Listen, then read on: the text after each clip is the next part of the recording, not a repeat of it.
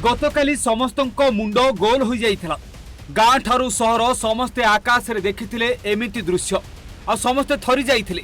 किए भाबुथिला युद्ध समय ओडिशा को क्यों देश मिसाइल माड़ करदेला तो किए भाबुथिला महाकाश रु ओडिशा को खसी आसिला किछि ना मिसाइल ना क्षेपणास्त्र केही किछि बुझी पारु नथिले। हेले आज जना पड़ी गला सत सरकार कहिले एमिति किछि। गतकाली संध्यारे आकाश रे रहस्यमय आलोक देखि समस्ते आश्चर्य हो जाइथिले, कारण सेतेबेले कहा पाखरे सठिक तथ्य नथिला। समस्ते केवल अनुमान करुथिले। आकाश रे हठात देखा देइथिला उज्जवल आलोक। ओडिशार विभिन्न अंचलरू लोके एहाकु देखि डरी जाइथिले। प्राय संध्या 6टा समय रे एभली दृश्य देखि लोकमाने चिंतारे पड़िथिले जे प्रकृति रे एहा कोन, कारण आलोकर रास्ता रे धुआंर दाग रहिथिला। बालेश्वर देखिथिले तो किए भुवनेश्वर देखिथिले तो ओडिशार विभिन्न स्थानरू किए केउठी देखिथिला। आ समस्ते चिंतारे थिले प्रकृति रे एमिति दृश्य आगुरु से माने देखि नथिले। हेले आज जना पड़िछि जे प्रकृति रे दृश्य कोन थिला।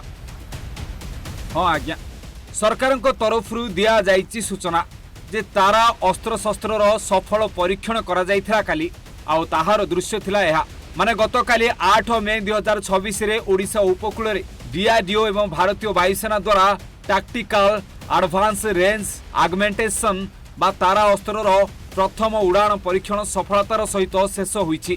आ काली सेथिपाई समस्ते आकाश रे एभली दृश्य देखिबाकू पाइथिले।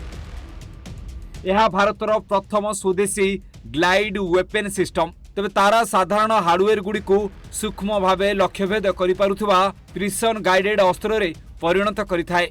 ई सफलता भारतर स्वदेशी प्रतिरक्षा क्षमता को वृद्धि करने सह आत्मनिर्भर भारत अभियान को अधिक शक्तिशाली करिछि बोली कुहा जाइछि।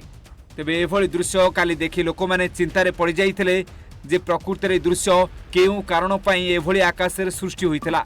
आ आज जना पड़िछि तारा अस्त्र शस्त्रर एभली सफल परीक्षण गतकाली करा जाइथिला। Bureau report, Odisha Bhaskar.